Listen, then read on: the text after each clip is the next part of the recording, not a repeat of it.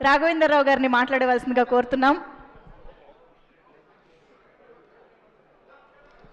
వచ్చిన అతిథులందరికీ ఇది బాబు అందరికీ ఇది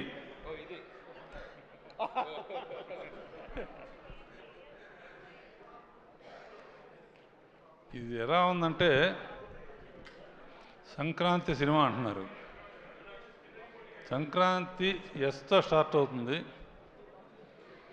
producer Sahu S, Sushmita S, 2 ఎస్సులు కలిస్తే ఎంత సూపర్ హిట్గా కాకుండా ఏమవుతుంది? అండ్ చిన్నప్పటి నుంచి చూస్తున్నా సుస్మితని. ఇటువంటి పెద్ద హిట్ రావటం అమ్మా నీ బాధ్యత ఇంకా బాగా పెరిగింది. సాహో నీకు కూడా, అండ్ మీ ఫాదర్ని కూడా అడిగాను చెప్పు. చిరంజీవి గురించి ఏం చెప్తాను నేను? నాకన్నా చిన్నవాడు అయినా బాబాయ్ అని పిలుస్తాను. చిన్నప్పటి నుంచి అల్లు రామలింగ గారు కానీ ఆ రోజుల నుంచి ఒక కుటుంబంగా పెరిగాం. మెయిన్ క్రెడిట్ నాకేంటంటే స్వర్గీయ ఎన్టీ రామారావు గారితో 12 సినిమాలు చేస్తే నేను బాబాయ్తో 14 సినిమాలు చేశాను.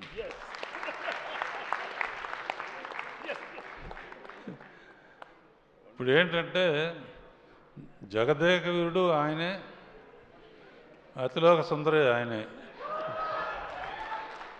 అంటే హీరోయిన్ లేకపోయినా ఆయన ఒట్టి ఫోజులతోనే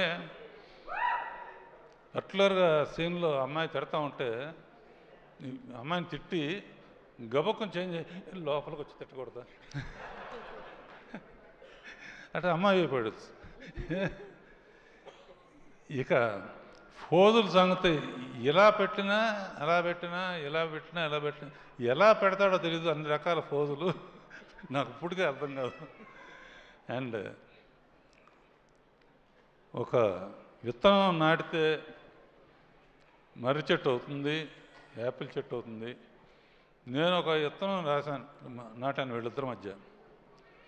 బాబాయ్ అనిల్తో ఓ సినిమా చేయాలి నువ్వు అని ఒక చిన్న విత్తనం నాటాను. యాపిల్ చెట్టు వస్తుంది అనుకున్నాను, కానీ వటవృక్షం అయిపోయి మర్రి చెట్టు అయిపోయింది. అది మరి ఎంతమంది నీళ్లు పోసారో, అమృతం పోసారో ఏం తెలుసు. అండ్ యూ డిజర్వ్ ఇట్ బాబాయ్. ముఖ్యంగా మా వెంకీ, ఇతని ಏನಪ್ಪ ಏನು ಇದು మాదిరి వెంకీ గౌడ్ ఎల్లింద బందిరి అంటే కన్నడంలో మొదలుపెట్టి నువ్వు కూడా ఎండ్లో జాయిన్ అవ్వటం అనేది సినిమా దుమ్ము దులపటానికి కారణమైంది. అండ్ ఎంటర్టైన్మెంట్ మీ ఇద్దరు కలిసి పోటీ పడి చేశారంటే అంటాం అంటాం. నాకు ఇందాక కారు అనిల్ ఇచ్చారే, అనిల్ ఏ సినిమాకైనా సరే ఇప్పుడు వరకు నేను అన్ని సినిమాలకి షీల్డ్స్ ఇవ్వడానికో దీనికి వస్తూ ఉంటాను. వాళ్ళు ఊరు వెళ్ళాను, ఇందాక చెప్పాను. నాకేం గుర్తుకొచ్చిందంటే అప్పుడు అడవి రాముడు అయిన తర్వాత నేను ఫస్ట్ కారు కొంటే అన్నగారి దగ్గర తీసుకెళ్ళిన, షూటింగ్లో ఉన్నారు. నేను పక్కన కూర్చున్నాను, ఆయన తోలారు. దాంతో నేను ఈ స్థాయికి వచ్చాను.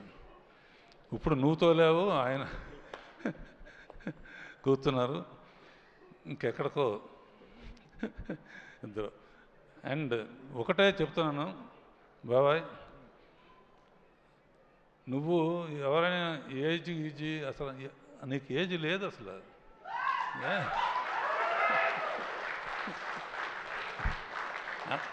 అందరూ నన్ను అడుగుతారు, మా ఇంట్లో వాళ్ళు కానీ బయట అందరు కానీ, ఏంటి చిరంజీవి రహస్యం ఏంటి? ఒకే మాట చెప్తాను, జరిగిన విషయం. సరిగ్గా 30 years బ్యాక్ దగ్గర ఇందిరా సినిమాలో ఒక సాంగ్ వేణు బిట్టుంటుంది. నేను ఏదో ఊరు వెళ్తున్నాను, ఫ్లైట్కి టైం అయింది. ఎయిటింగ్ రూమ్లో ఆ సాంగ్ చూడమని దత్తు గారును వాళ్ళు కవర్ చేశారు. టైం లేదంటే ఆ ఒక్క సాంగ్ చూసేవాళ్ళు. ఆ ఒక్క సాంగ్ చూశాను. ఫ్లైట్ కానీ లేకపోతే తిన్నగా ఇంటికి వెళ్ళిపోయామండి. ఫోన్లో చెప్పాను, నీలాగా డ్యాన్స్ చేసేవాడికి ఎవ్వరు పుట్టడు అని.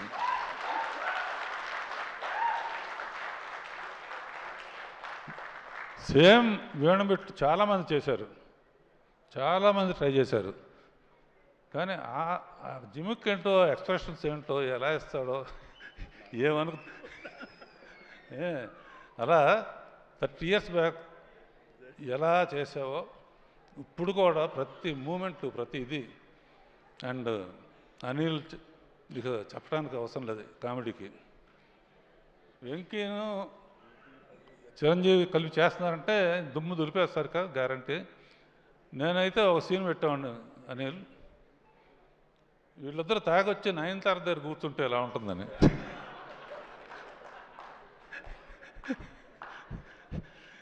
సరే, జరిగింది జరిగిపోయింది. సంక్రాంతికి నిజంగా యాక్చువల్గా ఏంటంటే సంక్రాంతి టైంకి ఇండస్ట్రీ చాలా డల్గా ఉంది. డల్గా ఉన్నప్పుడు ఇండస్ట్రీ గబుక్కున హనుమంతుడు అందరూ దెబ్బతిని కినబడిపోతే అనిల్ సైగ చేశాడు. చిరంజీవి వెళ్ళి సంజీవిని తీసుకొచ్చి మొత్తం ఇండస్ట్రీని బతికించాడు. అండ్ ఇది ఫ్యాక్టు. అనదర్ థింగ్, పోయిన పిక్చరు సంక్రాంతికి వస్తున్నప్పుడు భీమ్స్కి చెప్పాను, భీమ్స్ గుర్తుంది కదా, మాట నిలబెట్టావు.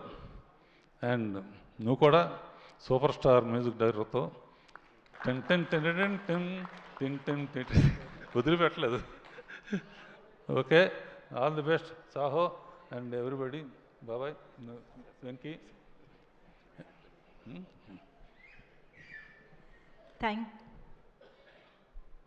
కారు జాగ్రత్త. నేను అనిల్ గారు ఒక్కసారి ప్లీజ్. నేను ఇందాక